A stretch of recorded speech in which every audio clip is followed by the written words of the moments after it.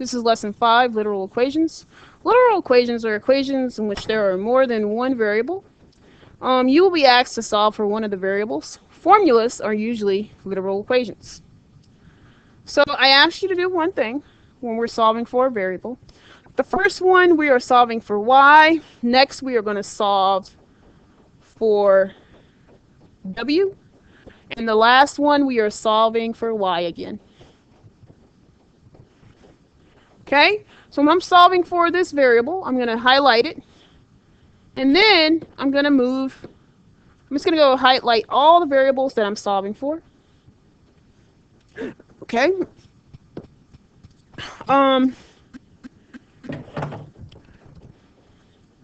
Right here, can you please put equals 3? Now, solving for the variable, first I'm going to move the other variable term. So I'm going to move 2x's away. So subtract 2x's on both sides. Since I'm solving for y, I need to move any variable terms away. So 2x minus 2x is 0, plus 2y comes down, equals 8 minus 2x. Now I'm going to divide 2 across all, let's erase that, and I'm going to calibrate real quick.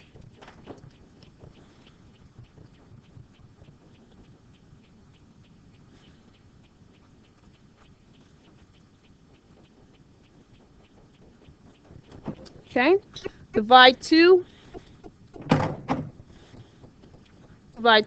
across each term, and y 2's cancel, y equals 4 minus x. Here's my final answer. On the next one, I'm getting the 7 w's by themselves, so I'm going to plus 10 a's on both sides.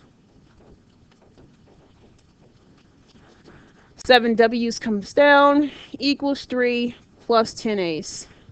Divide both sides by 7. Each term, w equals 3 over 7 plus 10 over 7 times a. Circle my answer. Next, I have a fraction. Remember what I said when we're dealing with fractions. We multiply by what we're dividing by.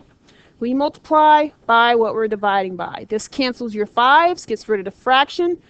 We're left with the numerator on top, 2x's minus 3y's equals negative 20z's. And since I'm solving for y, subtract 2x's on both sides. Negative 3y's comes down, equals negative 20z's minus 2x's. Divide both sides by negative 3. And y equals 20 over 3 times z plus 2/3 times x. Okay? Next one is a perimeter problem. These are the types of problems you'll see in geometry. It says given the perimeter of a square is p equals 2l plus 2w, p equals the perimeter, l equals the length, and w equals the width. Solve for w and l. So first, circle what I'm solving for. I'm solving for 2l's. That means I need to subtract 2 w's on both sides.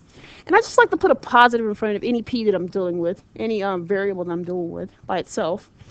Negative 2 w's comes down, plus p equals 2l's. Now I divide all terms by 2. I'm going to write my final answer over here. L equals p over 2 plus or minus w. The 2's cancel. Okay? Maybe like replay the video, go a little bit slower. You can see my thought process if you were not here. Next one, I'm solving for w's. So I'm subtracting 2l's on both sides. And remember, we're plussing that p. So I have negative 2l's plus p equals, cancel, 2w. Divide each term by 2. From left to right, negative 2 divided by 2 is negative l plus p over 2. We don't do anything with that. The 2's here cancel, and it equals w. There's my final answers. Okay? Now, down below, we are solving for area and volume.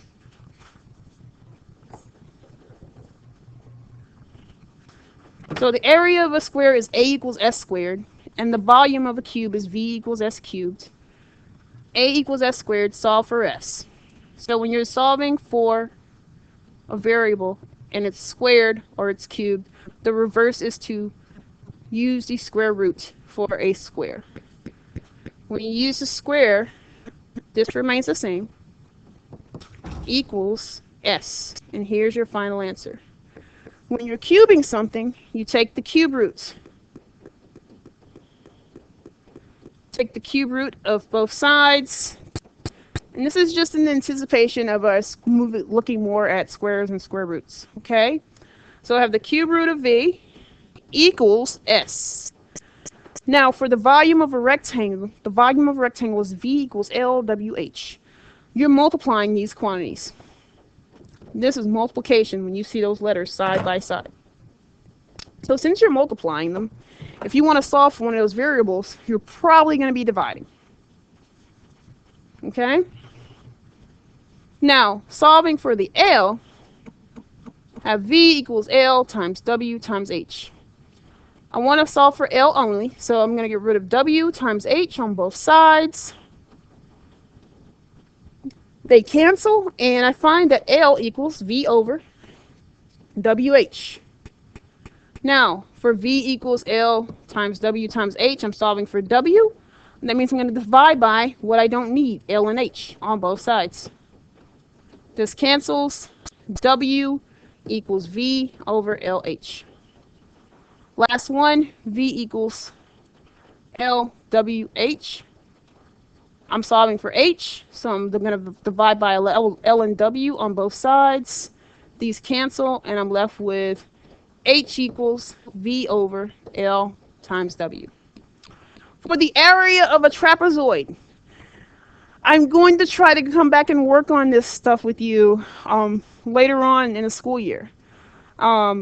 The reason I'm showing you now is because I want you to make the connection that you will be using literal equations as formulas. Like you will be using formulas in lieu of what we're working on right now. And the connection to why you need to be able to manipulate literal equations is that you'll be seeing this in math applications as you move forward.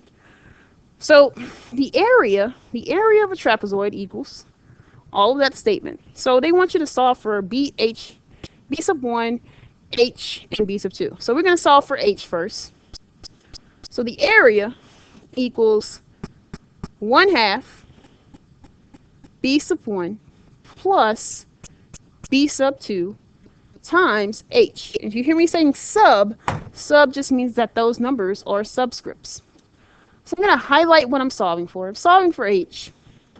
That means I want to get rid of some things.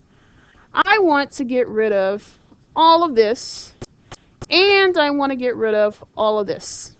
Okay? Now, the way I do that, I'm multiplying these things times H, so I'm going to divide these things. So I have 1/2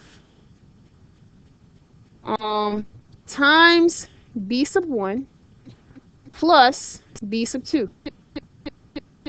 Now, over here, on both sides, 1/2 times B sub 1 plus B sub 2. Now, let's cancel what we don't need. The 1/2, the B sub 1, B sub 2, and H comes down. Equals, this fraction here, it flips over since I'm dividing, and it becomes 2A divided by the quantity of B sub 1 plus B sub 2. For B sub 1, I'm going to solve for B sub 1. So that means I'm going to get rid of the 1/2 and the H. Now I rearrange them. I put them side by side. So I'm going to divide by 1/2 and H on both sides. Remember, the fraction before, it flipped over, so it becomes 2A's over H equals, this cancels, B1 plus B2. And while I'm here, I'm going to use the same equation here to solve for B1 and B2. So if I'm solving for b1, I move this over. I'm going to subtract by b2. So b sub 1 equals 2 over a over h minus b sub 2. And b sub 2 equals 2 over a over h minus b sub 1.